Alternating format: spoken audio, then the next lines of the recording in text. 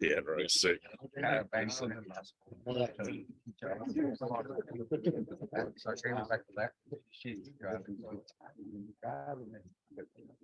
Thank you, sir.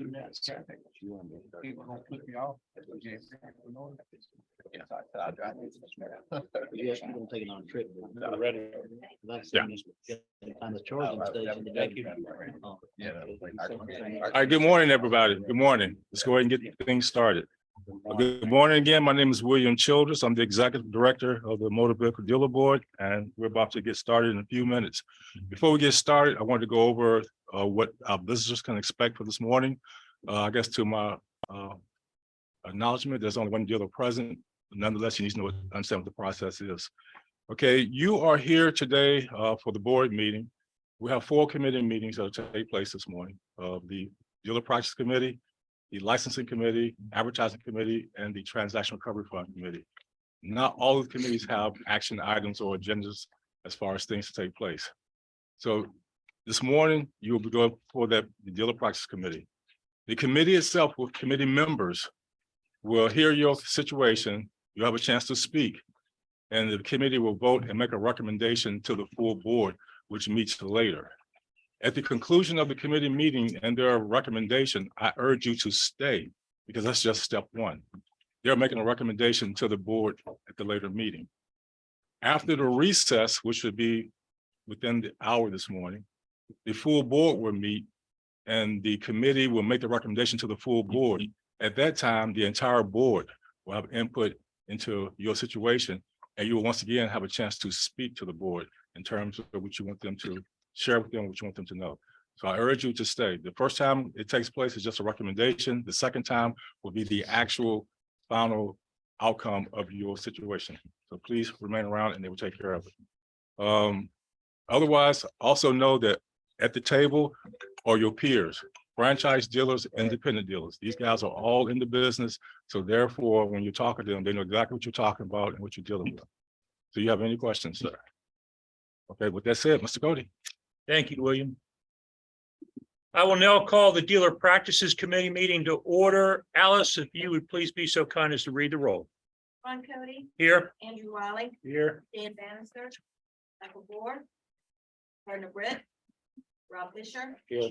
David Lynn. Here. Chris Mayer. Here. Jeff Malloy, Here. R.J. Robinson, Nick Rush.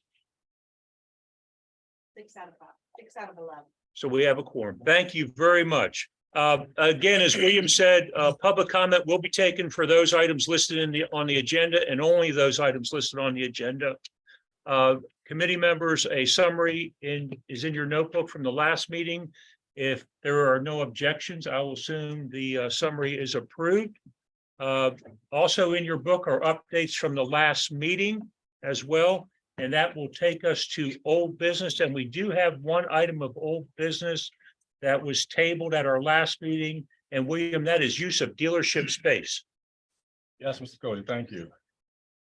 During the last meeting, we discussed the issue of dealership space because of, I guess, the thing that's taking place now is dealerships are now housing these games of steel machines.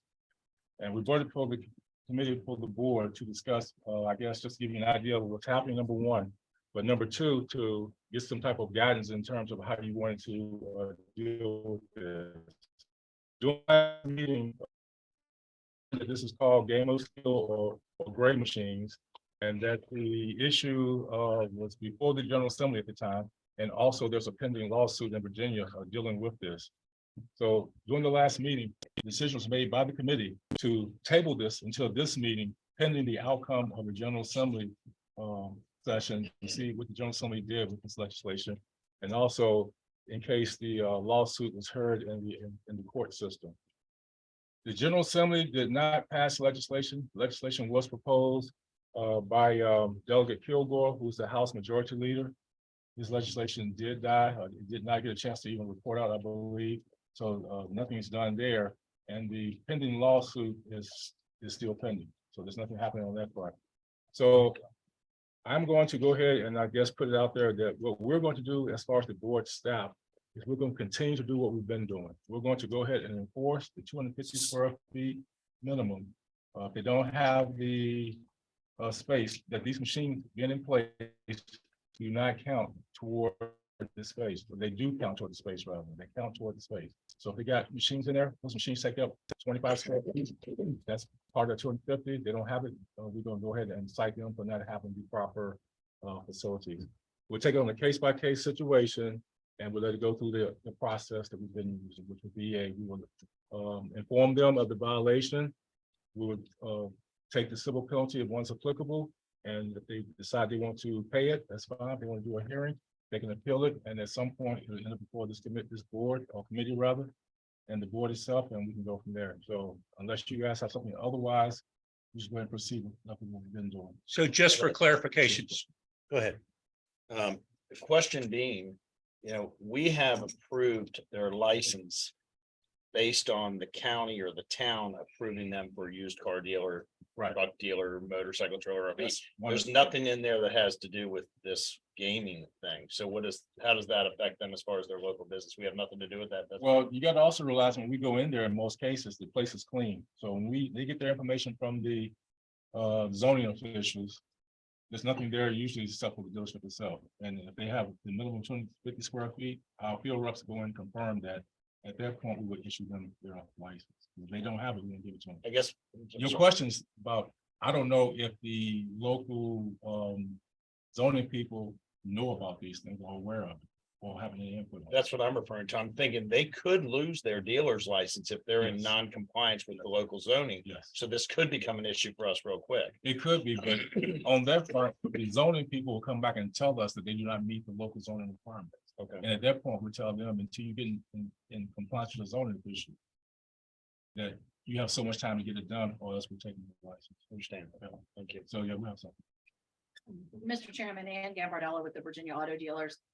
In years past, I know this issue came up with Allstate Insurance. Do you remember that? And the question, and it was at that point, the board's interpretation that it had to be automotive related business. This certainly is not. So if that is still the board's interpretation, I think you could say that, no, you can't have those in there. Or in the case of the insurance, I think the compromise was a separate entrance or something. So it's that it had to be a segregated area. I don't know why the same interpretation couldn't hold for those machines if that was something that the board was interested in doing. Ms. Gabardella, thank you for bringing it up. And that's exactly what I meant. I said, we're gonna go about business as usual. So we do require it to be a separate entrance, a separate space dedicated away from the main business. Separate Okay. entry, lock and everything. Okay, Okay. Awesome. So these machines cannot exist in their designated 250 square feet. Right. And then she just said, okay, it should be something that's Okay, accessible through its own entryway or lock, however the case may be, but we have to work through that case by case. so you can't put one in your lounge for your people to play Right, when they're right. waiting for their car. are you looking at me personally? On the, okay, We gotta ride by the Ford dealership. See what's going on. we're not a nonprofit. Okay. Any other questions? And I assume committee, we're good with it, right? It's not really, doesn't take a vote or, okay, okay. Well, thank you. Appreciate it. On to any old business from the floor. Okay, we will move on to new business. Tab 1, Marathon Group. Is anybody here from tab to represent tab 1? Okay. Okay. Marathon Group, Marathon Motors. Tab 1. The Maritime Motors and Martin Honorable. On December 20, 2022, an informal fact-finding conference was conducted to address the alleged violations of Virginia Code Sections 46.2-1529, 46.2-1539, 46.2-1542B, and 46.2-1575, number 6. Based on the information provided at the conference, the hearing also recommended assessing a civil penalty of $27,800, satisfactory inspection of all dealer records with dealer present, proper use of POD system, and successful completion of the 2-day dealer operator course. I think that's all right, that's it. Pardon? Sir, you with who? Manage Auto? Okay, thank you. Okay. Any discussion? from the committee? Any committee discussion? So this was looks like a violation of POD. A number of issues relative to safety inspections, titling. And deceptive acts and practices, $27,800 successful completion of the class and also a satisfactory inspection. Any discussion? I would recommend that we accept the hearing officer's idea here, because behind him. And Mr. the fellow isn't here today, so I don't see any other. Mr. Fisher makes a motion to accept the hearing officer's recommendation. Is there a second? I'll second. Okay, it is second by Mr. Wiley. Any other discussion? And we'll go ahead and take a vote. All those in favor say aye. Aye. Opposed, say nay. The ayes have it. Tab 2, Saint Auto Sales LLC. Trevor Lockhart. Is there anyone in the audience to speak to tab 2? Okay, William, tab 2. Saint Auto Sales LLC and Trayvon Lockhart and Dominique Jones. On December 22nd, 2022, an informal fact-finding conference was conducted to address the alleged violations of Virginia Code sections 46.2-1533 and 46.2-1575, number 2. Based on the information provided at the conference, the hearing officer recommended assessing a civil penalty of $1,000, a satisfactory inspection of dealer records with the dealer present. Okay, any discussion for tab 2? $1,000 civil penalty and satisfactory inspection, no class noted. There's also there is a recommendation for a 2-day class in this case here. In the hearing officer's narrative. Still, I feel it would be to his benefit to retake the dealer operator class. I'm not sure whether this individual came through the class 2 years ago or not. But it would definitely be in their interest to come through it again. So I'd make a recommendation. We accept the hearing officer's recommendation and also a 2-day class. Okay. So a modification to the hearing officer's recommendation to add the additional class. Is there a motion? Is that a motion? That's a motion, sir. Chris makes the motion. Mr. Fisher, is that a second to the motion? So the motion is for $1,000 civil penalty, satisfactory inspection and completion of a 2-day course. All those in favor say aye. Aye. Aye. All those opposed say nay. The ayes have it. Tab 3, Billy's Auto and Equipment, William Moore Jr. Is there anybody in the audience to speak to tab 3? William, if you would read tab 3, please. Billy's Auto and Equipment Incorporated and William P. Moore Jr. On January 17th, 2023, an informal fact-finding conference was conducted to address the alleged violations of Virginia Code sections 46.2-1533 and 46.2-1575, number 2. Based on the information provided at the conference, the hearing officer recommended assessing a civil penalty of $750. No action taken for 46.2-1575 and a satisfactory inspection within 90 days.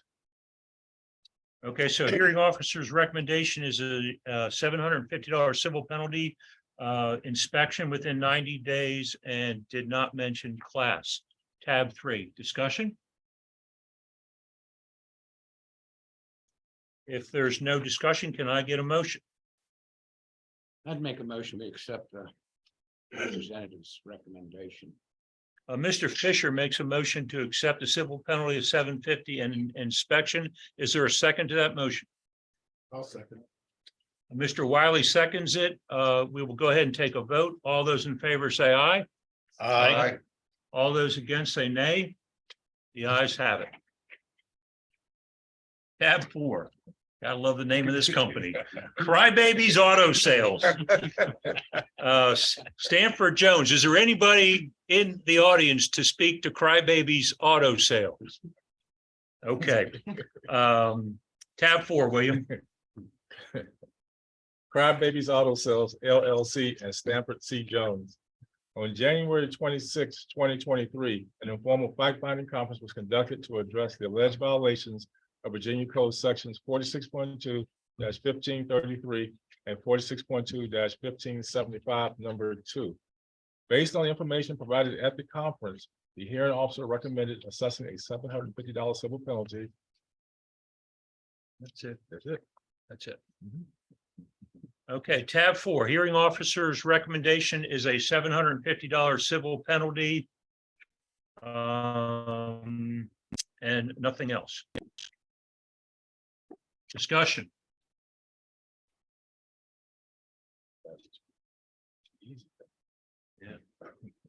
Any discussion? You want an inspection? You know, as long as we're discussing, when you get to this point and you don't show up and you can't even show up for your 20 hours that you've told us you would show up. If you get to this point, just come on in and give us your license, because if you cannot live up to these small criteria, and then you don't show up here, what alternative do we have left? Do we say to this person, how about $7,500 fine instead of $750? And forget classes and all that. I mean, at what point, as long as we're discussing, do you say, well, evidently you're not really a car dealer. You're not in it as a livelihood. So as long as we're discussing, I'll just start that out there. Why don't you say, well, if you have to come here and you do not show up for one of these hearings, we're gonna just take your license at that point, because you're not really up to it. And when we sit here, we barely have a quorum, and then we're talking about you for a lousy $750, and you can't live up to 20 hours a week. Right. That you told us. So, I'm so the process though, I mean, so they had the informal hearing, they made a recommendation, he could have just paid the fine at that point, right? Why are we talking? Like, I mean, so why didn't, I mean, I don't understand the process, I guess, So he went and he chose to appeal the fine. He has a hearing officer. The hearing officer's recommendations come to us, and that's why we see it. okay,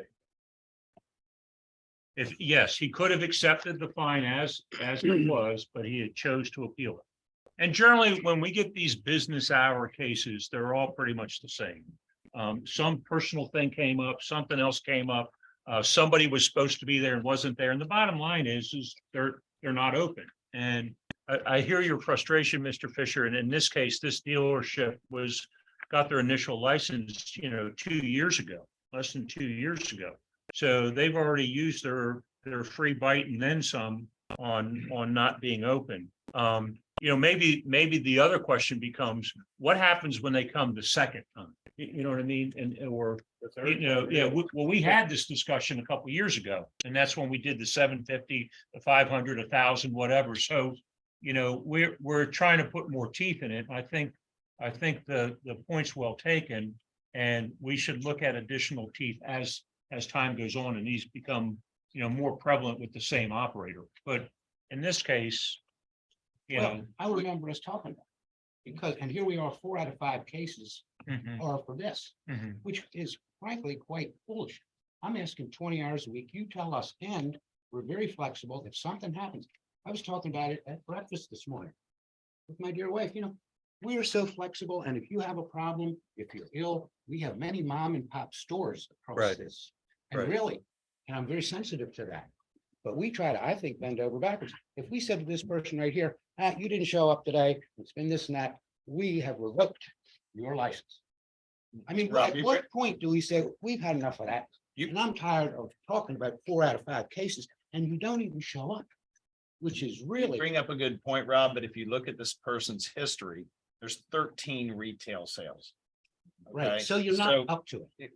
Well, here's the deal. Either they enjoy riding around with a D tag on the back of the car, or they're renting tags, which is very possible. I'm not pointing the finger at people that could or could not be, but we know that's going on down that neck of the woods. I don't want to underestimate the power of a 2-day class. Send these people, it's a pain in the butt to go sit somewhere for 2 days, go through all the instructions all over again. So we can start hammering them by sending them back to the 2-day class, if that's something that the board seems necessary. Not necessary, but a re-education. In other words, instead of just, hey, 750, they're like, oh, that's chump change. They throw it down, and now they got to go to a 2-day class. So if you want to put some teeth in it, add the class to it, so they've got to give up 2 days of their life to come hear about the right way to do it again. I don't think that's gonna help. I think it may, but as we say, and as you pointed out right away, 13 sales. Yeah. What are we doing? We're playing around. These people aren't dealers. And when we talk about, oh, well, you're a dealer if you sell one car for resale. For profit. That At is what true. point do we get to that and say, no, I understand. If you're not doing in this business and doing 5 a month. I mean, I don't care where you live. I don't want know. to Maybe belittle a I'm guy wrong. who's selling 13 cars a year, because some of these folks, 13 cars a year could be a supplemented income where they make a little bit extra money to pay for some bills. I get that. But the fact that we got to continually go back and find their doors closed, that's another problem. So, And you didn't even have a person there that had just said, hey, I'm gonna be gone. You know where the insurance is, you know where the files are, and I got 20 hours a week. I've just got a problem with 20 hours, and you can't do it. And I'm here today, 4 out of 5. Or for that, for 20 hours. Come on. Just saying, and I'll leave it at that. You know, and maybe, and I hear Chris's point, I think the 2-day class is good, I think the inspection's good. I think we can continue to put more teeth in that second round. I think also people got sloppy during COVID. We weren't checking, they weren't, there were a lot of things that went on, and we're just having to dial back in the requirement. And personally, Rob, I don't care if they don't come to the meeting. I mean, they went to the hearing, they may agree with the hearing, so there's no reason for them to come to the hearing to this meeting. So I don't really hold that against them, but I do think that we could make it more painful from a time element and include the 2-day course in all of these. Can I make a point, Mr. Chairman? Mhm.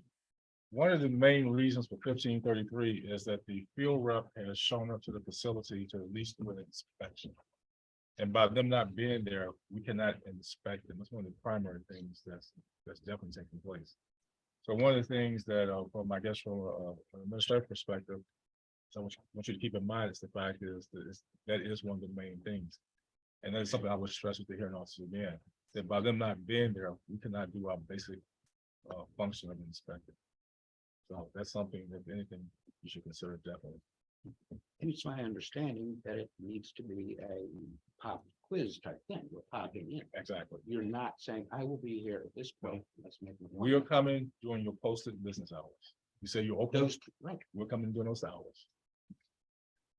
I'll make a motion to accept the fine, add a follow-up inspection and add the 2-day dealer operator class. I mean, this dealer had 3 inspections, all of them either bad or non-existent. Within 2 years. Okay, so there's a motion to $750 civil penalty, 2-day course and satisfactory inspection within 90 days. And there's Mr. Wiley made it and Chris seconded. We'll take it to vote. All those in favor say aye. Aye. Aye. Opposed? The ayes have it. And point well taken, that we need to really think about this. And as I read through these cases, what I always think about is, well, how about the guy that 3 years ago wasn't open, or 4 years? And to William's point, we can't inspect them. We can't make sure they're following the rules. So I do think that we need to put more teeth in repeat violations. Right? I mean, a one free bite kind of thing, technically, and then keep leveraging down. And I think it's a 5-year period at least, because we don't get to get out there that often. Right. Well, that was 3 years ago. Well, guess what? We've only been out twice. So, anyway, point well taken. Tab 5, Advantage Auto Sales. Anybody here to speak to? Okay, sir. Mohammed Mohad. Thank you very much. Tab 5, William. Yes, Advantage Auto Sales and Mohammed Mahassel. Historical overview leading up to the formal hearing. On October 26, 2022, an informal fact-finding conference was conducted to address the alleged violations of Virginia Code sections 46.2-1533 and 36.2-1575, number 2. Based on information provided at the conference, the hearing officer recommended assessing a civil penalty of $750, a satisfactory inspection by February 15, 2023, At the November 14, 2022 board meeting, the board adopted a resolution to assess a civil penalty of $750, a satisfactory inspection on or before February 15, 2023, and to successfully complete the two-day deal operator course on or before May 14, 2023. On February the 9th, 2023, a formal hearing was conducted to address the alleged violations. Based on the information provided at the hearing officer recommended assessing a civil penalty of $750, a satisfactory inspection, and to successful completion of the two-day deal operator course. So this case is a formal, right? So we went through the first leg, he appealed, it came before the board, we set the violation at 750 class and ran an inspection. He appealed the formal hearing, the hearing officer supported our recommendation, and now he's back in front of us. Sir, would you like to take the podium, please? Sure.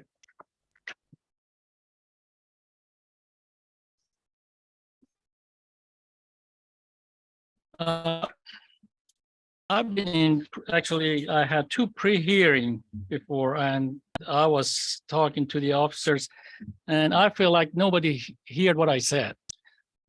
I was keep telling them that when the inspection happened, I was sick because I had 3 major surgeries. And I explained what happened exactly. And still, the recommendation was the 750 plus the class and inspection and whatever. Now, in this case, I've been charged $500 for failure to maintain the posted business hours, $250 for failure to comply, suspended to writing warning. I never got that warning. I think when I call and I explain exactly what happened, I received an email on September that the inspection was happened and the officer was there, and they sent an email to me for the second inspection. I never received any letter from dealer board, and I explained that I had an issue from day one when we had the place with the post office. In the past 3 years, these two are the only mails that I received from dealer board. And look at them, with the cards which needed to be signed. They just dropped it there and they left. And the rest of the mails, I never got them. I made so much complaint to the post office, didn't get anywhere. And then they said here on the email that there was a letter from the dealer board. In this letter, actually, they sent me a copy of the letter with the email. In the letter, it says, in an email dated July 26, 2022, you were notified that the field officer came to your office. I never got that email. And I asked the officers when I had in a pre-hearing, where is that email? They couldn't provide it to me. So there was no email. So far, I had $250 for receiving a warning, which I never received. Plus here, that it says there was an email, which I never received. And on the, after the second pre-hearing, there was an email which sent to the officers And I've been, let me find it here. Oh, there it is. There was an email from Mrs. Nelson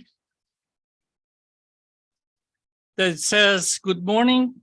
During the hearing, you ask question. I'm sorry, I don't have my glasses on, so I barely can see it. Question concerning closing notice that I sent to the dealer board. They could find just one. That's what they're claiming. It says on September 29, there was one, but I found another one. Here, this is the email on September 20th. I sent an email to dealer board. And also I remember I had few, actually couple of faxes I sent in. They couldn't find them. So I don't know, I mean, what I see here is just like, you guys are a judge and jury, but normally in a court, when prosecutor send a not correct, I say, statement to the court, they throw the case out. But in my case, I have 3 that I'm receiving. And when I explained that to the officers, I was expecting to understand the situation. But not only that, they added a class to it. So that's why I'm here to explain what's going on. Mr. Mahas, I've got a question for you. Yes, sir. You've been in business since 2004, correct? That's correct. How many cars did you sell last year? Around like 50 some. So in the license, it shows there were 6 sales in Virginia. Was there Retails. 9 retail sales in Virginia? That's correct. So the other sales were wholesale Wholesale. sales? And another, I'm glad you just mentioned that. Another mistake the dealer board did. Here it says,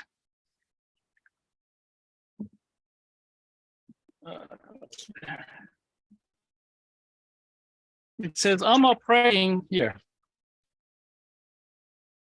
I'm operating with 5 salespeople and 2 dealer plates. This is wrong as well. I have 6 plates. So let me finish my question. So are you operating as a wholesaler or as a retailer? mostly wholesaler, Mostly wholesale. 90% wholesale.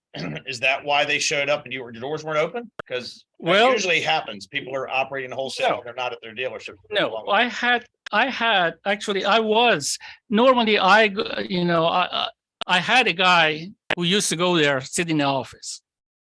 And I had to let him go after the COVID.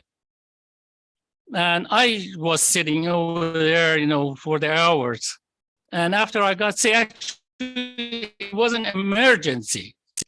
I had to call a 911 because I had my gallstone. One night I explained what's going on. One night I woke up with a severe pain, and they took me to the hospital. They find out it was a gallstone, and my gallbladder, they has to come up. Okay. That wasn't have to do with what we're here today for. Right? It We're is. here today because they came and you weren't there. Is that correct? Exactly. That's Okay. why I'm explaining why I wasn't there. So the 911 call is the reason you Yes, weren't sir. there? So I was in a hospital, and then after that, I had another issues. So they wouldn't, it wouldn't be finished with 2-3 days. So I had another issue. My liver and my pancreas got involved. So I had to go back to the hospital again, and they do another surgery. So, and when I was done with those, I got COVID on top. It was like God sent everything at once in 2 months to me. So I had to deal with all that. And, even I find out later on that my wife called one of the salespeople, asked him to go to the office. Unfortunately, he didn't. He wouldn't care. So I had to let him go after I find out. So this is my situation. I've been here for many years. I've heard lots of different testimonies and I can certainly be sympathetic with what you're sharing with us right now. But I also know that you're required under Virginia code to be there. And if you're not Absolutely. there, you're required to notify them in writing, and you would have proof of that in writing, which means they would not have you here today. Okay, Okay? So- I can guarantee every single one of you, if you were in my position, you would do exactly the same thing. And I explained why. When the doctor told me we could not, it's very simple. It says, if this case doesn't go through, we cannot do anything else to you. So if my life was in line, I wouldn't care about dealer board. I wouldn't care about my job or anything else. I can tell you right now at that point, because that was the least of my worries. And now I have to explain it here. So Because we do not have any records of you notifying the dealer or you weren't going to be open. Period. End of Exactly. story. Well, because as I said, my wife thought I'm covered. She said she called one of the salesperson to cover it. It doesn't he- matter. Doesn't matter. We enforce the code that says when Well- we show up and you're not there, which happened 6 times since No, sir. 2017. I explained about the 6 times. I'm really not interested. Well, Not interested because the code says if you're not there during your posted business hours, that we enforce that code, period. okay, Unless there's any notification on your part to us, it doesn't matter what the story is. And I hate to not be empathetic, sympathetic, I understand. but that's the law. Okay, well, I agree with one part of it that you just mentioned, but the rest of them are baloney because here they charging me $250 for something which I never got. Which still isn't the cost it cost us to go out there each time when you're not there. That was a 500. So you. It listen, says that. you know the rules. It's you are a habitual offender of not being there when we show up. And it doesn't matter what the story is. I'm sorry, it doesn't matter. Sir, Because when your consumers show up and you're not there, there's nobody to deal with. And we have not had a successful inspection of your dealership in 4 years.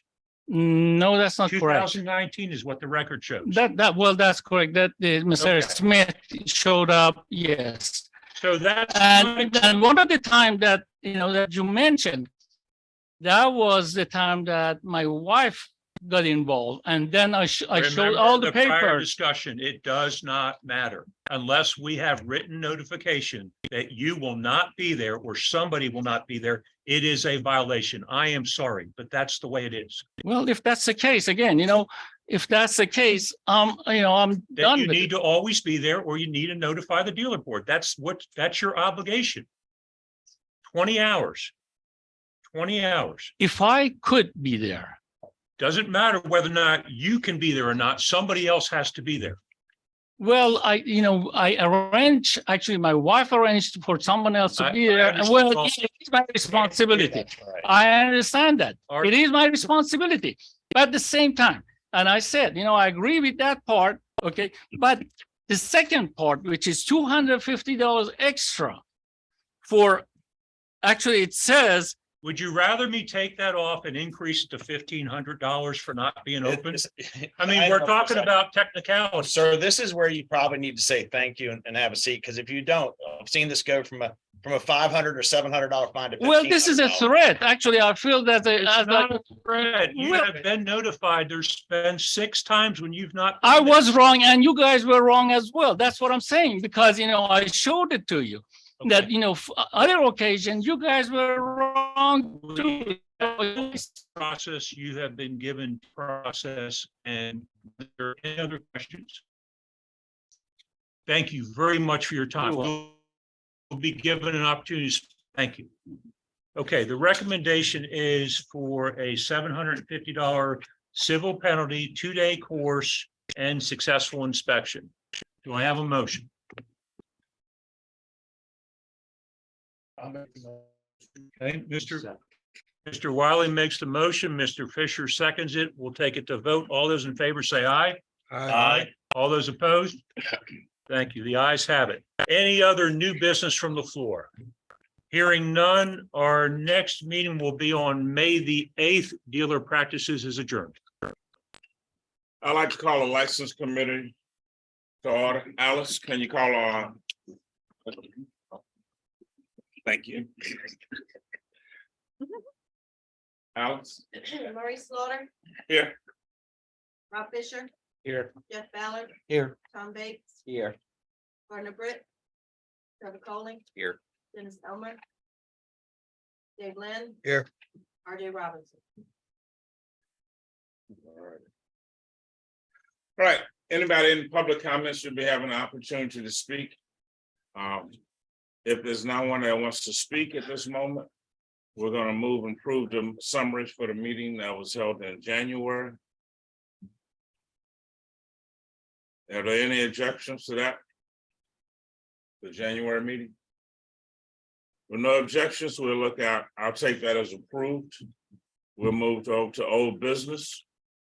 Old business from the floor.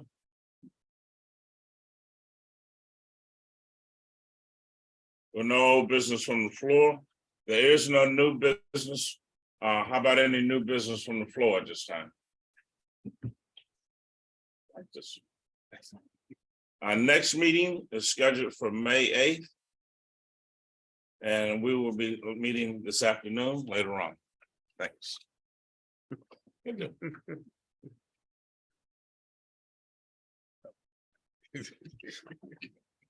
Gonna call the advertising committee meeting to order. Alice, can you please call the roll? Andrew Wiley, Here. Dan Bannister, Jeff Ballard, Here. Trevor Coley. Here. Tom Bates, Here. Michael Bohr, Dennis Elmer, David Lynn. Here. Jeff Malloy, Here. RJ Robinson. Yeah. Nick Rush. I agree. Yeah. We have a quorum. All right, so public comments are limited to topics that are on the agenda. All that are on the agenda be given an opportunity to speak when their agenda item comes up. If there's no objections, I'm going to ask for approval of the January meeting summary that's in your board book. So that's approved. Old business, there's no old business. Is there any old business from the floor? Hearing none, we'll move on to new business. We don't have any new business on the agenda. So we'll move on to new business from the floor. Is there any new business from the floor? If not, our next meeting is scheduled for May 8th, 2023. And the advertising committee is adjourned. That's a lot of words. Calling the Transaction Recovery Fund meeting to order. Alice, call the roll, please. Here, Here. Jeff Malloy, Here. Jeff Ballard, Here.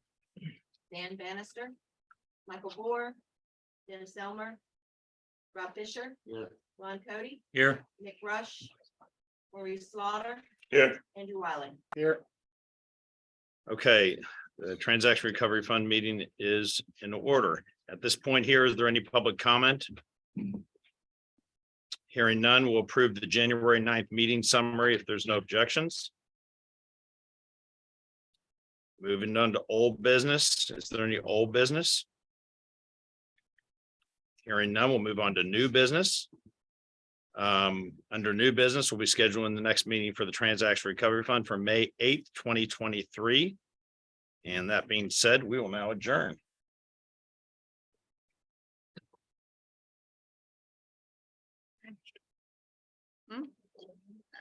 Yeah. Okay, we'll take a 10-minute break and then we start the full board meeting.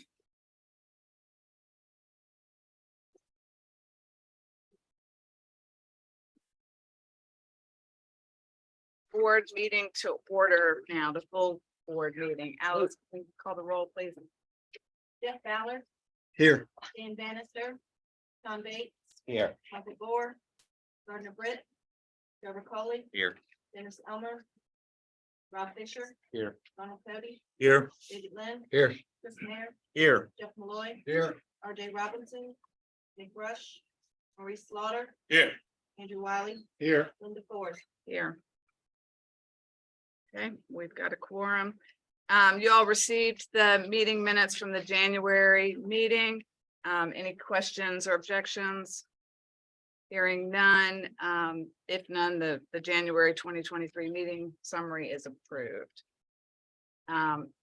As I think was mentioned at the beginning by William, anyone who's on the agenda will be given an opportunity to speak when their item comes up. If there's anybody else who would like to provide public comments related to topics on the agenda, they're welcome to at this point. Okay, we're going to move now to the statutory committee report, starting with the Dealer Practices Committee, Mr. Cody. Commissioner, Dealer Practices Committee met earlier today. A quorum was present. We did approve a summary from the last meeting. We had one agenda item under old business. It was use of dealership space. William? Yes, yes, Madam Chair, during the committee meeting this morning, we did discuss a tabled issue from the January meeting, which is dealing with dealer space. During the January 9th meeting, it was tabled with the understanding or with the hope that the General Assembly were taking some type of action or provide some type of guidance regarding these gray machines or games of skill that are starting to appear in some of the dealerships. And also, there is a lawsuit pending that hasn't taken place yet. The update to the matter is that the General Assembly did not pass any legislation regarding this matter. So we're going to go ahead and enforce the 250 square feet of space as we've always done it, and take it case by case situation. But there's also the possibility down the road that the pending lawsuit will add some guidance or shed some light on what we're doing. But until then, we'll go ahead and do what we've been doing in the past, based off of past experiences with the board and past cases, enforce 250 square feet, as we always have been. Thank you. Okay, under new business, we did have 5 resolutions. William, if you would please read tab 1. Tab 1, Marathon Motors and Martin Onorimbo. Whereas the board has reviewed and considered the facts and evidence and the report of an informal fact-finding conference as prepared by the hearing officer concerning Maritime Motors and Martin Onorimbo for alleged violations of Virginia Code sections 46.2-1529, 46.2-1539, and 46.2-1542B, and 46.2-1575, number 6. Whereas based on due consideration, the board believes that the following actions should be taken against Maritime Motors and Martin Onorimbo. 1, assess a civil penalty of $27,800. And 2, Maritime Motors shall be inspected by Motor Vehicle Dealer Board Field Representative no later than June 13th, 2023, and that inspection shall be satisfactory. And 3, Martin Onorimbo shall successfully complete the dealer operator course by September 13th, 2023. Now therefore be it resolved that the board mandates that Martin Onorimbo hereby be assessed a civil penalty of $27,800, and the Maritime Motors dealership shall satisfactorily pass an inspection conducted by a Motor Vehicle Dealer Board Field Representative on or before June 13th, 2023, and Martin Onorimbo shall successfully complete the dealer operator course by September 13th, 2023. Therefore, be it further resolved by the board that failure to comply with the board's mandates by the required dates will result in the suspension of all licenses and certificates issued by the board until such time the Maritime Motors dealership and Martin Onorimbo successfully complies with the board's mandates. That is Is our, that res- the, yes, yep, that Okay. is our resolution, Commissioner. okay, is there a second to the motion? Mr. Fisher?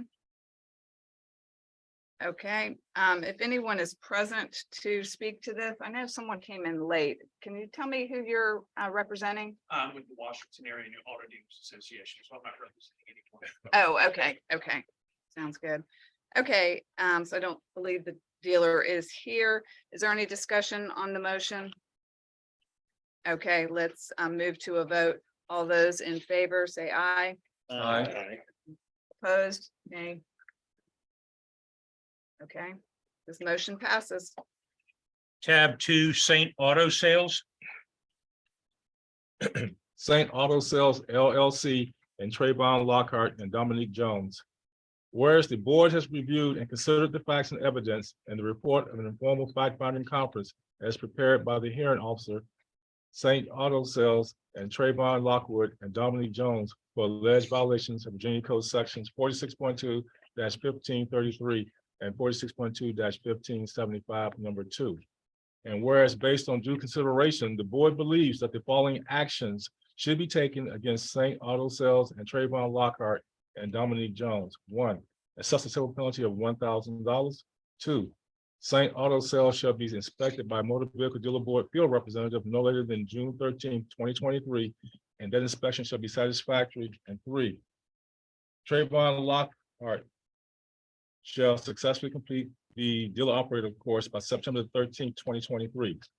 Now therefore be it resolved that the board mandates that Trayvon Lockhart and Dominique Jones hereby be assessed a civil penalty of $1,000, and the Saint Auto Sales dealership shall satisfactorily pass an inspection conducted by Motor Vehicle Dealer Board Field Representative on or before June 13, 2023, and Trayvon Lockhart shall successfully complete the dealer operator course by September 13, 2023. Therefore, be it further resolved by the board that failure to comply with the board's mandates by the required dates will result in the suspension of all licenses and certificates issued by the board until such time the Saint Auto Sales dealership, Trayvon Lockhart, and Dominique Jones successfully complies with the board's mandates. Budget Committee's motion. It is, Commissioner. Is there a second to that motion? Fisher. I have a quick question on this. Are there 2 dealer operators for that dealership? Just one, okay. So Dominique should have to go to the class. You don't have to, but we deal with the owners of the business. Okay, I don't believe the dealer is here. Any discussion on the motion? Okay, let's move to a vote. All those in favor, say aye. Aye. Those opposed, say nay. Okay, motion carries. Tab 3, Billy's Auto and Equipment. Yeah, you go. Billy's Auto and Equipment Incorporated and William P. Moore Jr. Whereas the board has reviewed and considered the facts and evidence in the report of an informal fact-finding conference as prepared by the hearing officer concerning Billy's Auto Equipment and William Moore Jr. for alleged violations of Virginia Code Sections 46.2-1533 and 46.2-1575, number 2. And whereas based on due consideration, the board believes that the following actions should be taken against Billy's Auto and Equipment and William Moore Jr. 1, assessed a civil penalty of $750, and 2, Billy's Auto and Equipment shall be inspected by a Motor Vehicle Dealer Board Field Representative before June 13, 2023, and that inspection shall be satisfactory. And now therefore be it resolved that the board mandates that William Moore Jr. hereby be assessed a civil penalty of $750, and Billy's Auto and Equipment dealership shall satisfactorily pass an inspection conducted by Motor Vehicle Dealer Board Field Representative on or before June 13, 2023. Therefore, be it further resolved by the board that failure to comply with the board's mandates by the required dates will result in the suspension of all licenses and certificates issued by the board until such time Billy's Auto and Equipment dealership and William Moore Jr. successfully complies with the board's mandates. The committee's motion. It is, Commissioner. Is there a second? Mr. Fisher, it's your day today. I'd like to amend the motion. I think out of consistency for what we've been doing, we should add the 2-day dealer operator class to this gentleman as well. Any discussion regarding? Seconded. I think that's a Okay. good idea, and I would second that. Okay. Okay, any discussion on the new motion on the table? Okay, hearing none. Again, it's the inspection, $750 civil penalty and the 2-day course now. All those in favor say aye. Aye. All those opposed say nay. Okay, motion carries. Can we discuss something else real quick? Sure. You know, I think there's some validity to that. If the word goes around that if you don't keep your hours, you got to go to a 2-day class, these folks are going to get the attention real quick. Yeah, and hopefully they, we pick something else up at the class and realize that we're serious about enforcing the code. That's all that. Tab 4, Crybabies Auto Sales, tab 4. That's it. Stanford Jones. Oh, boy. Crybabies Auto Sales LLC and Stanford C. Jones.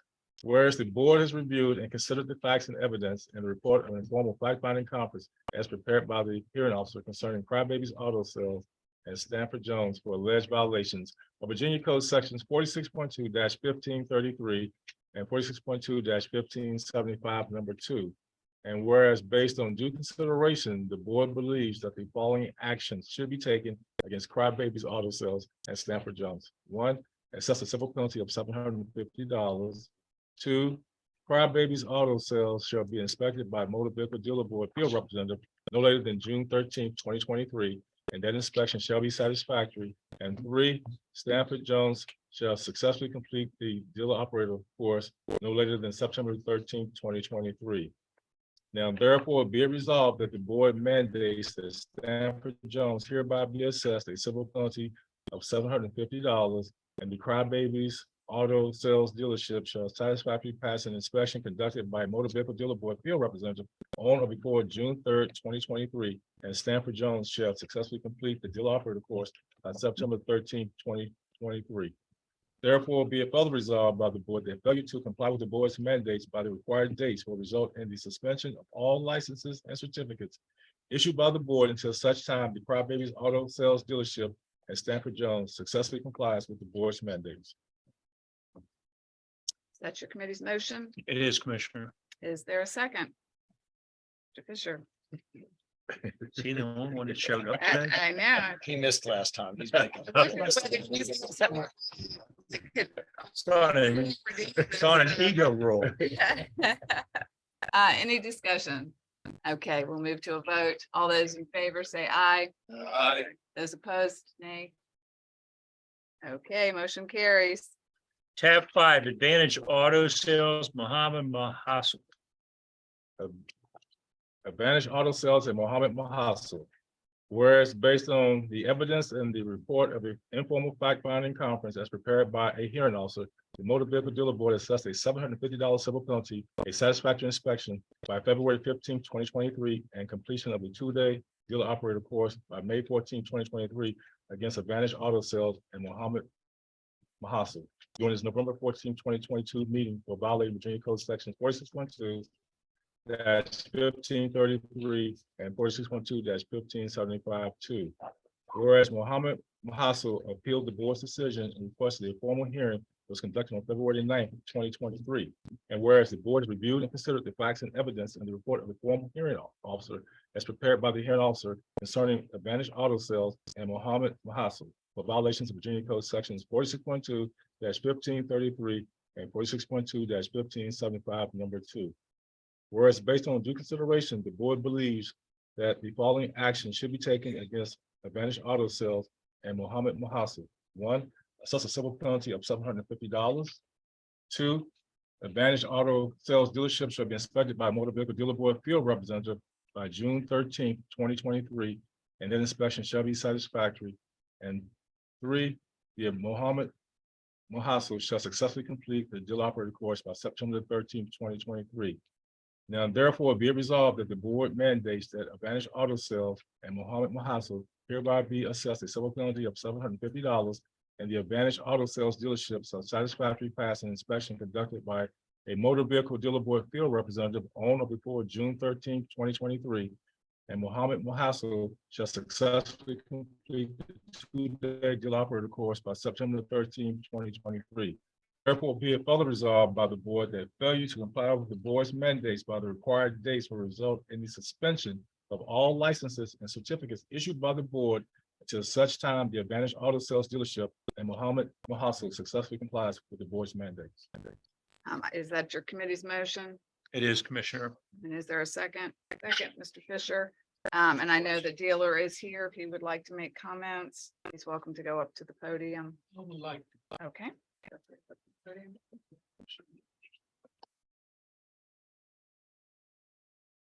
I was listening to Mr. Fisher earlier. He was complaining about the dealer not to be here to defend himself. I did. I was driving 3 hours to just come here and just to hear, I wouldn't be interested. And I explained myself and I could not finish what I was saying. That's all I'm saying. Thank you. Mr. Mahassel, I will say that, I appreciate that you did make the effort to come in. And I can appreciate the fact that it seems like you're really hung up on the notification issue and the $250 fine. I guess the point that I would convey, that it looks like it's been conveyed before, is that they didn't actually choose, the hearing officer didn't choose to fine you as much as they should have for the failure to maintain business hours. Essentially, you got the same relative fine that we dole out in these cases. So again, I know that's not going to soften the blow for you or anything, and that you're irritated and you're frustrated by this process. Appreciate that you came in, and I can appreciate that you don't feel like you listened to, but the truth is we did, and it's a relatively small fine given the number of violations. So again, I just wanted to express appreciation for you coming in, because as Mr. Fisher said, it is frustrating for people not to show up. I know that takes a lot of time out of your business, and I just encourage you moving forward to just, send in the notices and everything will be great moving forward. I appreciate your understanding. Yeah. The money is not the subject right now. The principle of it. We are in DMV. I'm just going to pull one example. We are in DMV. The guy is driving like 50 miles in 35 mile zone. Police officer stops it. Everything is legit. He was speeding. But he finds out there is a injured person is in the car and he was trying to take it to the hospital. That's why he was speeding. So should he get the ticket? This is my question. I understand. And again, I don't want to get in a back and forth argument with you. I appreciate you coming in. It seems like there's been a number of times that you haven't maintained your business hours, and that's essentially what the fines are for. So, and the corrective action is for. The fact that we're showing a $250 fine for not failure to respond or not, and we could just as easily have charged you $750 for the one and nothing for the other. It all comes out to the same in the end. I understand for you it doesn't feel that way, but again, I just encourage you to maintain your business hours and move forward. So. Yes, those times that you just mentioned, it was just one of them was legit. And I was trying to explain, but I heard that they wouldn't be interested. So remember, you have 3 ways to notify us. You can do so on email, you can do so via phone, and you can also call your field rep. So whenever you're not going to be open, if a situation comes up, please take the time, have somebody notify us via one of those 3 ways. I understand that, sir. I was trying just to explain what happened previously, but you said you were not interested. I was just trying to say in previous time, before this 2022, I was on my way to the office. My wife just called me and she said she was bleeding. And I had to go turn around, go back, take her to the hospital. And then I brought all the paperwork, show it to Mr. Smith. He saw that, he did his inspection, everything was fine. But still that was showing in my record that I was not in the office. What would you do? Would you just email the dealer board when you were in a hospital? I don't think so. And I did it after. I did it one day after, just for your information. That's what I'm just trying to say. Thank you. Thank you, sir. Are there any other comments or questions from the board? Okay, we are going to move to a vote then. Those in favor of the recommended or of the motion, say aye. Aye. Any opposed, say nay. The motion carries. We did not discuss any other issues, Commissioner, and we did adjourn, and our next meeting will be on May the 8th. Thank you very much. Thank you. Turning now to the licensing committee, Mr. Slaughter. Yes, Commissioner. We called a meeting to order. We had a quorum. And since there was no public comments, we went on to approve the January meeting summary. With that being approved, there was no old business. There was no old business from the floor. There was no new business. There was no new business from the floor. So our next meeting will be May 8th. And we adjourn. Thank you. And now turning to the advertising committee, Mr. Wiley. Thank you. Wish I could just say ditto. Called our meeting to order. We had a quorum. There's no public comment. We approved our meeting summary from January. There was no old business and no old business from the floor. There was no new business and no new business from the floor. Scheduled our next meeting for May 8th, 2023, and then we adjourned our meeting. Our committee meeting. Thank you very much. And Mr. Mayor, Transaction Recovery Fund Committee. Madam Commissioner, we met this morning. We had a quorum. Alice called the roll. There was no public comment. There was an approval of the January 9th meeting summary. There was no old business. There was no new business. And we adjourned, and our next Transaction Recovery Fund meeting is May 8th, 2023. Thank you very much. Okay, I'm moving now to old business. William Childress to talk about the dealer portal. Thank you, Madam Chair. I feel like a broken record each board meeting talking about the dealer portal as far as update. So I'm gonna just give I guess, basically the same spiel. If you have any additional questions, please feel free to ask. Our IT person here, John Saul, is the IT lead on this particular project, and he has basically almost daily interactions with the vendor. So he can definitely provide a lot more information than I'm providing. I'm just providing a high level overview of what we're doing. Things are pretty much going pretty steady. The contractor is working through some requirements and working on, I guess, getting things coded and written. There's a lot of testing going on with my staff and with the vendor that John's participating in. I think we're making tremendous progress. I can't tell you for sure when things will be up and running, but we are still slated to have the system up and running sometime this fall, toward the end of the year, going to be some time period. I haven't gotten any word about any slippages yet in terms of the schedule, but things are progressing and progressing very well. The vendor, since the last meeting, has made 2 deliverables that were approved. And the deliverables, when they're given to us, first of all, John goes through and makes sure they met the requirements, and then him and I discuss the requirements together, make sure they met the deliverables. So far, I think they have the 6 deliverables so far. This is number 5 and 6, I believe. But anyway, the deliverables come to about $60,000 for the 2 of them together. So we still not spend a lot of money yet. This is a project that started at almost $400,000 or $500,000. I think we're barely now at the $90,000, $100,000 mark. So we have a ways to go still. So if you have any specific questions, John is prepared to answer them if I can't answer them, but otherwise it's progressing, it's doing well, and we're making a lot of progress. Are there any questions? Okay, let's hear from the associations then. The ADA and BIADA. You guys can choose who goes. We have no. No. We're not there too. Okay, wow, quiet crowd today. What have you all been doing? You're probably breathing a sigh of relief right now after the session. Any old business from the floor? I believe there is.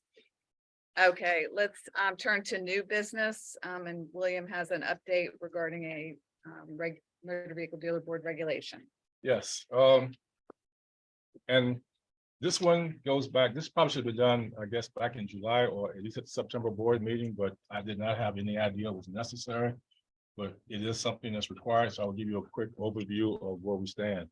As you are pretty much aware, the BIADA sponsored through delegate-wide legislation to change the concept of the dealer operator recertification process. The process used to be every 3 years and was a 6-hour over the telephone computer type thing in which you just had to listen basically. And I guess push prompts to acknowledge that you were present. Legislation that Delegate Watt sponsored changed that portion to a 4-hour instructor-led course.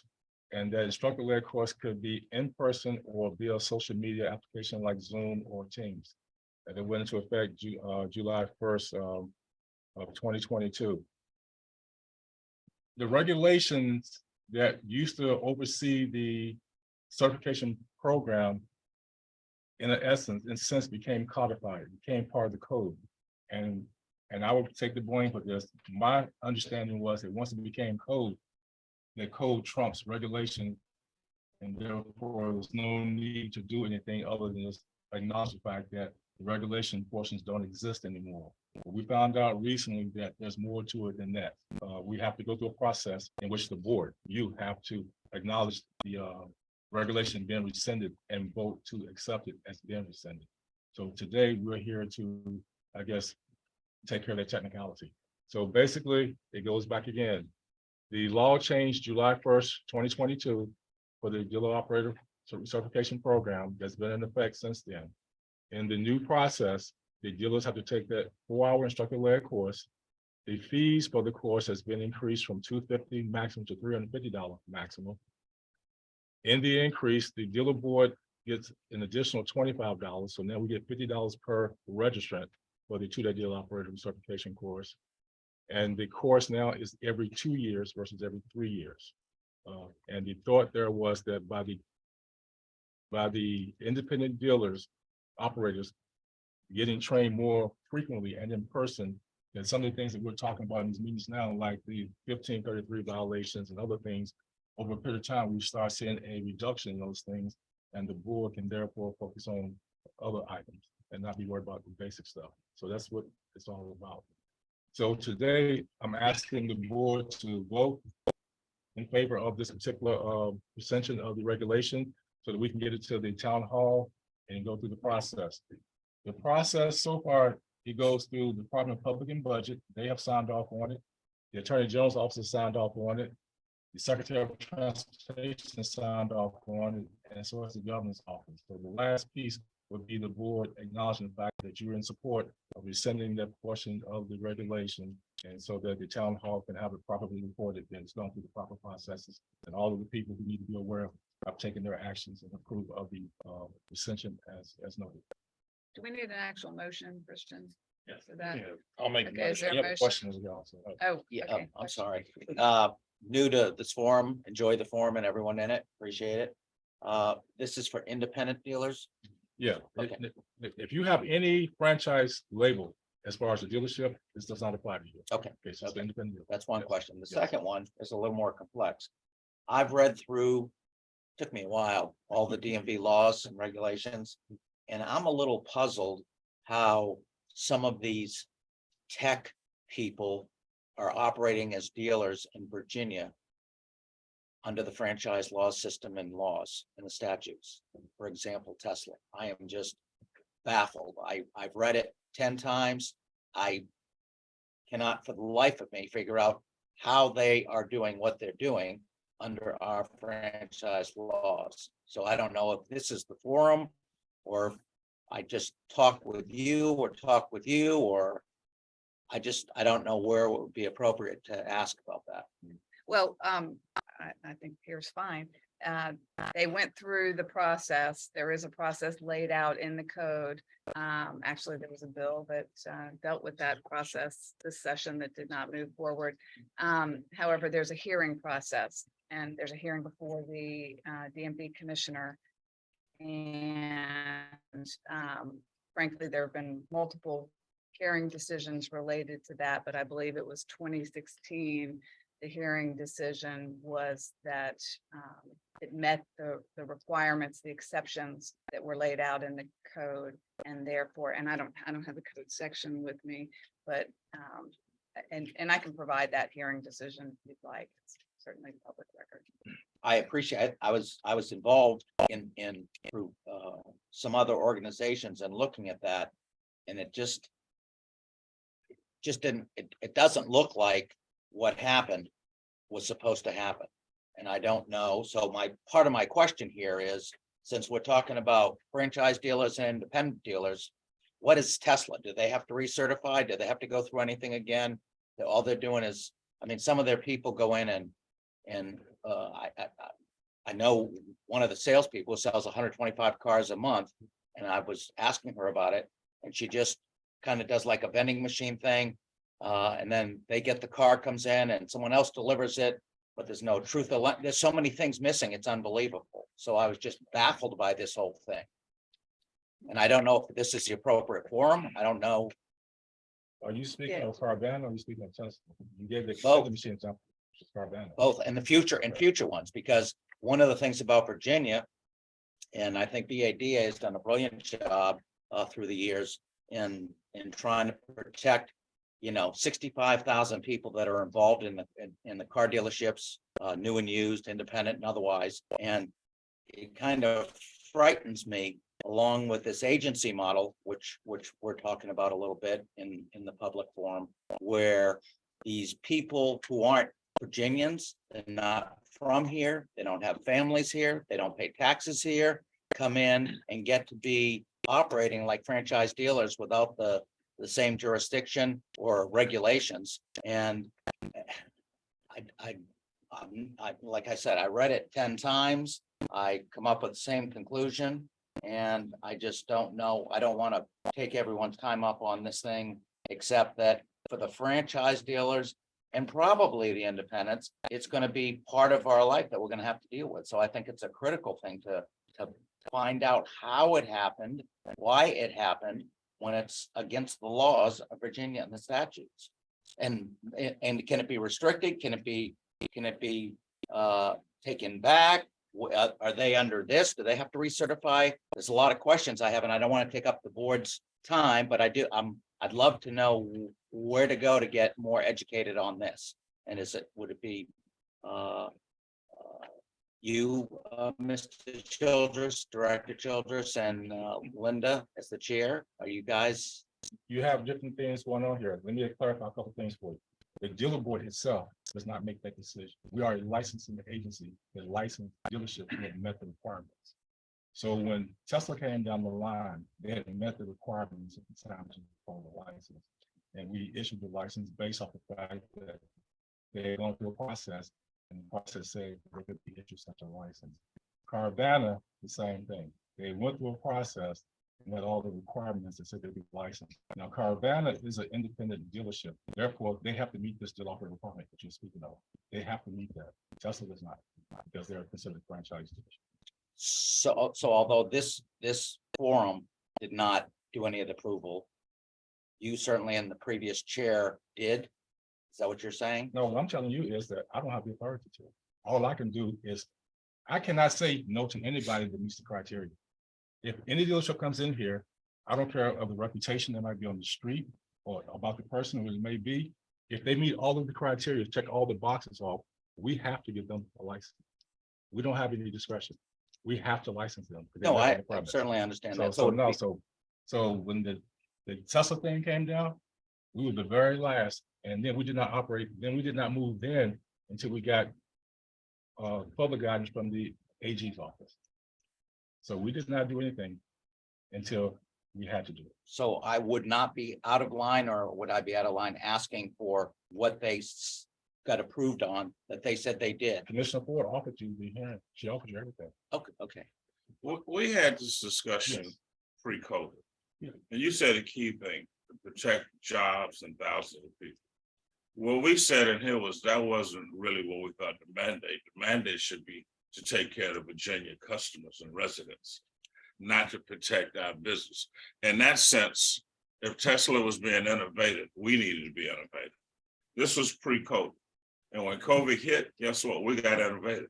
We started delivering bikes to houses. We started e-signing bikes. All the stuff that we were accusing them of why they shouldn't be a dealer, we got creative. So, and this was just our discussion. It wasn't any authority. But our belief was that they're doing a good job satisfying the customer, or it wouldn't be a market. We need to do a good job satisfying the customer, so we can keep them thousands of jobs that you mentioned versus regulations keeping those jobs for us. Yeah. So again, I just want to let you know, we discussed this at length. I was just gonna say, I did mention jobs, the 65,000 people associated. But the key factor is to protect the Virginians who are getting all the information, truth in lending. I talked about truth in lending, and some of the service actions or whatever that I know does not go on. So I know a lot of these people. Probably you folks know plenty of people that have bought a Tesla here and there. They're kind of a unique group, getting less unique, but it's not about what we're not in charge of. I'm just trying to find out how, when I read the law, that they don't comply, did it get done? So, and I'm glad to be corrected. I'm not saying that's the case. That's my interpretation. But certainly the customer is my ultimate reason. And as you know, we've got a lot of customers. These people are either in outer space or New York or wherever the Tesla's from. And I don't think there's much customer interactivity and people watching out and people giving to charities and watching out for our hometowns and everything else. This is a tight community and it's a very personal thing to me. And so I would like to get educated. I'm not professing an answer that's correct. I'm just saying I don't know. And it sounds like the chairman's glad to or willing to take some time with me on that, and I appreciate it. Excuse me. Oh, right. Thank you very much. Sorry. No, thank you. Any other discussion? So does the, Okay, are you gonna make the motion? he already did. Oh, And who's, we have a second? Okay. I know, man. Okay, it's been properly presented before us and seconded. All those in favor of rescinding the 24 VAC 22-40-10 through 70, please say aye. Any opposed, say nay. Thank you. Okay, And with that, we will report that back to the town hall today, and I guess we're on a fast track, so this should be rescinded here pretty quickly. So thank you. great. Okay, is there any new business from the floor?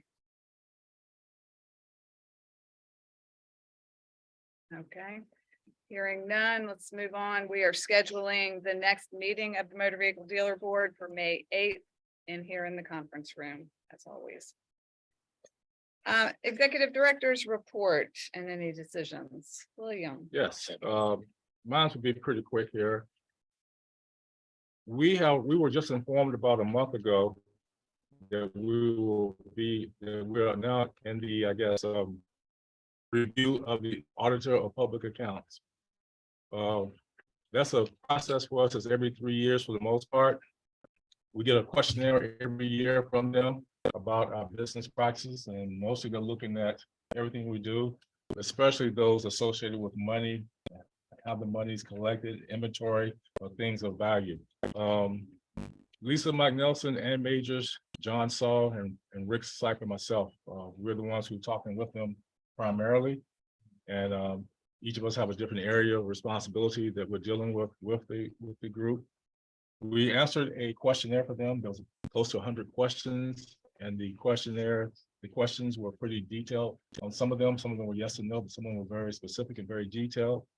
One of the unique things about us as our agency, and the chair can attest to, is that a lot of the functions that they are talking about, especially those dealing with finances in terms of money being captured, recorded, journaled, and all those things, and some procurement aspects and some other things, we have an MOU with the Department of Motor Vehicles to do those functions for us. But still, there are some functions that take place between the two agencies, things that I have to make sure they're in place, or that Alice does to make sure things are in place, or my IT manager as well. So this can be a little complex because the issue we had last time during the audit was they found a lot of things between us and DMV that they did not like. But I think it's because they did not understand how we've always worked. So they're back again. We've answered the questions, so DMV will probably be involved with this as well, because we do part of the process and they do part of the process. But the bottom line is, every year I come before you and I tell you that this is our budget for the year and that the agency is not going to overspend its allocation. And to my knowledge, this agency has never gone beyond its allocation, even though our only revenue comes from the dealer community. We don't get any federal funds. We do not get any state funds. All our money comes from the dealer community. And we have never come close to or exceeding what we've been allowed to spend. We've come close a couple times on collecting what we need to collect to get through the year. The COVID year was really bad for us because salespeople were not being hired or renewed, and therefore we took a huge hit then. But the money we have in the reserve fund was enough to offset that and keep things afloat in terms of salaries, paying the rent and paying our bills and things that we need to take care of. But I just want you to be aware of the fact that they are here. We're going through the process now. They will come into our office starting in April. That's my understanding. And we're hoping that this is done in a 90-day period. But I will keep you abreast of the audit in terms of what we're finding or what we're learning as they present it to us. And I'm hoping at some point, July or September, to give you a favorable outcome in terms of what they found and what we're doing. So just want to give you a heads up so you can learn fact and wrap it up. Anything else? Oh, yeah, one more thing.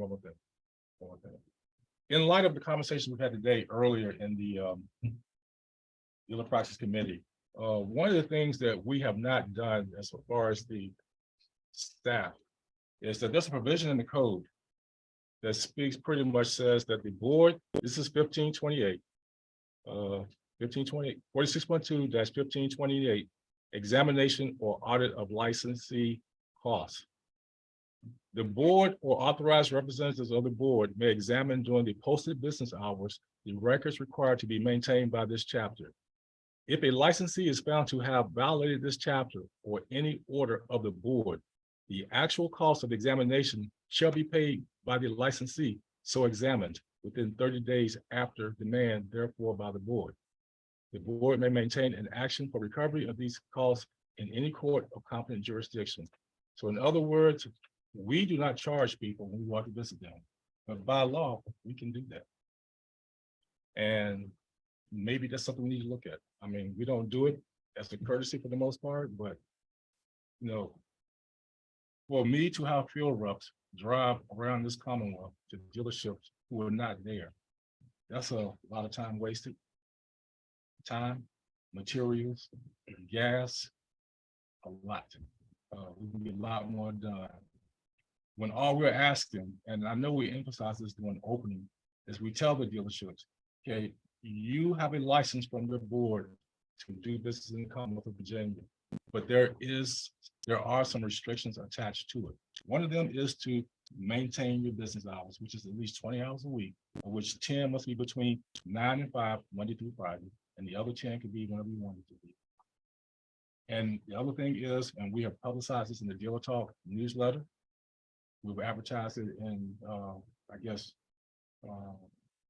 emails to the people. We talk about their renewal time. The community is aware of it. They know that. They have many ways they can contact us. You can contact us through email to the D board. You can call the field rep. You can call us that you're going to be out. And the bottom line there is that is for two purposes. Number one, so the field rep don't show up to your facility doing doing a inspection and you're not there. And number two, the consumers.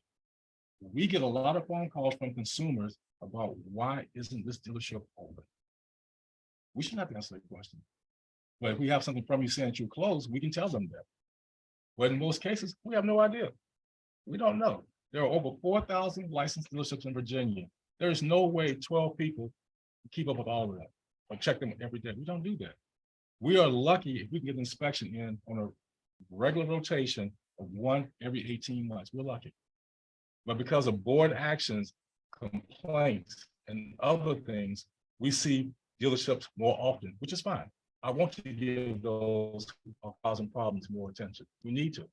But All we're asking people though is to notify us if you're going to be closed, so we can record it and have it. And we even take it late sometimes. Most times we take it late. We understand emergencies. We understand that people get sick. We understand that emergencies take place, kids get hurt, or heart attacks and things happen. We realize that, and we're empathetic to that. And to the degree that we can accept those, we will do that. But we hear about things at the hearing. It's too late at that point. It's too late. We have expended all these resources at that point to get things together to prepare for the hearing. And now you want to tell me that, well, I had COVID. Okay, well, I'm sorry to hear that. Should have told me that back then. We were taking care of it.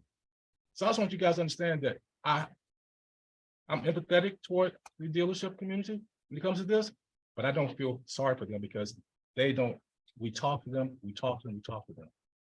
They have a responsibility, and we're willing to work with anybody that's willing to work with us. And we have done that, and we will continue to do that. But after a certain point, I don't have any sympathy for it. Have you, and I agree, it's very expensive to do this, and I know why we're, have you come to a figure, and can we say, and look, I'm gonna do the first one for free, and if you're not there, it's gonna be $250 or $300 or whatever the case may be. Do we put something right out there? No, We say, can. it cost me $300, Okay. and this is why we're so concerned about it, and it's really $500. If, I'm just throwing that out there, but should we put that in there, because I'm all about this, as we know. So do we say that right up front? I'm gonna give you one for free, but if you're not there, the second one's gonna be, well, whatever that. The code I just read, I'll have to give you a free one, but I don't have a problem with that. But the thing we will do is we'll sit back and we'll come to a cost. And the cost will include the average salary for a fuel rep, the cost of the vehicle and the gas. And insurance and the retirement. We'll put all that in there, will be the cost of this will be, and it'll be based on the hour. So the question, would that money, I know that the civil fines We go to would the keep that. general fund, so that money would come back Yes, to the yes, board, yes. which could help the good dealers not have to have increases down the road. And, some of the bad dealers are having to put some of the bill for the effort put into the board. Yeah, but you're talking about charging all dealers when there's an inspection done, right? No, No. they don't show, they're not there. Oh, only If they're they closed. inspect and they're not there, then Yeah, you yeah, charge them. An additional administrative charge internally for the motor vehicle dealer board versus the general fund, which is where it goes right now. I would personally be in favor of something reasonable. To go to, what does it cost to send a rep out to check on somebody? It probably costs a couple $100, and in addition, in the class, the first one's a warning. If they're not there, hey, maybe you didn't understand, which they do. Trust me, we teach them real well, 20 hours, 9 to 5, Monday through Friday. Okay. 10 of those hours have to be 9 to 5, Monday through Friday. Right. If they don't get it, they're not getting it on purpose. It's not because they're just forgetting it. Yeah, So- 1533, they do get an initial warning. The first one is a freebie. The second one is $750. So maybe as a board, because we get to put these things in place, right? Yeah. Maybe as a board, we say that, if you're not there for an inspection, there's an administrative charge of $200 to help offset the expense of them having to turn around and come back another day for another inspection. And I think it starts on day one. I don't think it starts with a warning. I think it's day one, it's $200 each time they have to come out if you're not there. If you're there, you're compliant, then there's no additional charges. It's free. But if you're not there, that $200 charge goes every time to help offset the expenses that William has to incur to run the motor vehicle dealer board. I would ask William to put a figure together, because, you can say 200, I say 400. I mean, I was saying, I don't. Well, wait, you have to come up with think about the something whole- that's And maybe it's 3. You can't just make it up. It said something about. It says pretty much, the actual cost of the examination. is what you pay. Yeah, yes. It's been a while since I've read that section. Mhm. At the end, I believe it indicates that there needs to be a judge from court. No, if I have to go to court, they don't pay it. Yeah, if they don't pay it. you have to go to I just, court. I don't have. Yeah, it says here, the board may maintain any action for the recovery of these costs in any court of competent jurisdiction. And we just talked about Everybody in the room wants to put more teeth into this, so we quit dealing Yeah. with people who think that they don't have to show up. That's fine, but I'm just like, know that it's out there. That's an option. No, I just want to be clear that it's not just throwing a number out there. There's gonna be requirement to prove it in court. More of a threat. Well, but it also says it shall be paid by the licensee so examined within 30 days after demand, therefore by the board. So I get the impression that we can ask for it. If they don't want to pay it, then we can go to court. That's how we can talk about that later. Yeah, we can talk, I mean, I don't know if it's gonna be something that's going to go through the process like a civil penalty here. where you Vote on it and you impose it. If it's accepted, if they don't pay it, Mhm. you're going to have to collect it through a court of correction. They don't want to. So let me, just one other thing for discussion, because I said this earlier and I read this in all the cases is. We offer, from a civil penalty perspective, we offer one free bite, right? And then from there on out, we assess civil penalties. Well, my question always is like, we had a case today. There were examples of this in 2017. And I keep walking back in my mind saying, so what's realistic? When does the one free bite ever reset, or does it? Because I'll go start a new company if I need to and start a one free bite every year. Now, maybe I was thinking within a 6-year period. Because that says 4 times, if you say every 18 months, 4 times we went out. Do you ever reset the one free bite, or is it one free bite for existence of the company? I think there's no reset. I Okay. think there's an education process. They have to come through the dealer operator class to get licensed. We spend substantial time on this right here. 20 hours minimum, 10, 9 to 5, Monday through Friday. You have to be open during those hours to help consumers, and also that's when the state will come. I understand all that. So if we're saying it never resets, then we had a case today that it was their 7th or 8th violation. And paying the civil penalty doesn't reset anything. So at what point then is enough enough? And we just need to keep thinking about that, because the challenge is, they pay the civil penalty, it kind of goes away and then the counter starts again. And really, the counter should have been, well, that's violation 5, 6, 7. And then what do those numbers look like? And now when you're starting to talk about a civil penalty of a couple $1,000s for the visit, you see what I'm saying? We need to think about how we put teeth into this thing.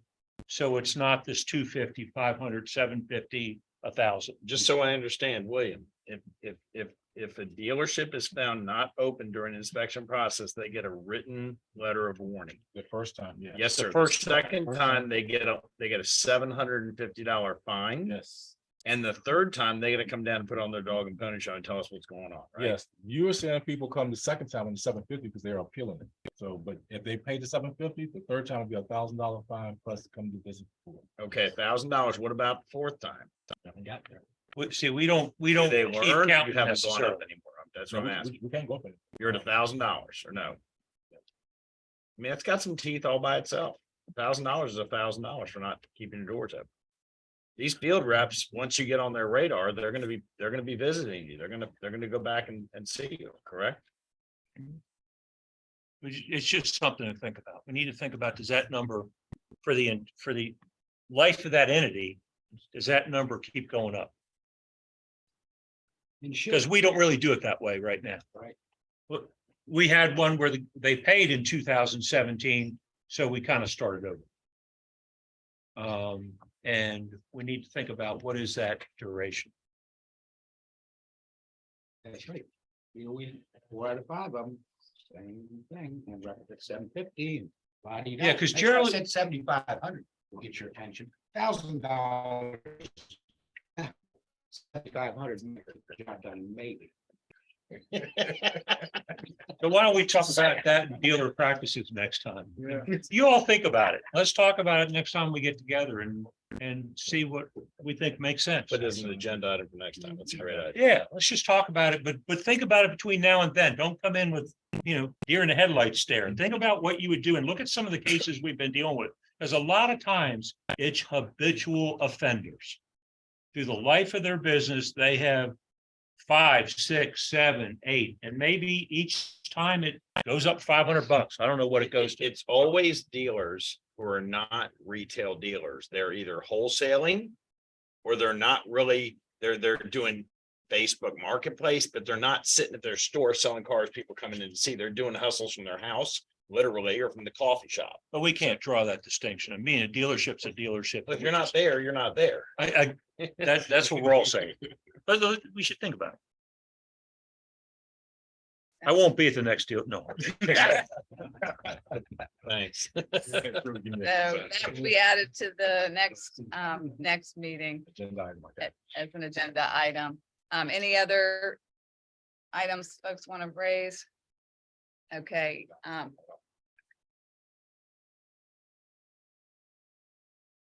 So next meeting's when? May 8th. Okay. And so that concludes the board meeting. The meeting is adjourned. I would like to make one comment though, and that is to thank everybody.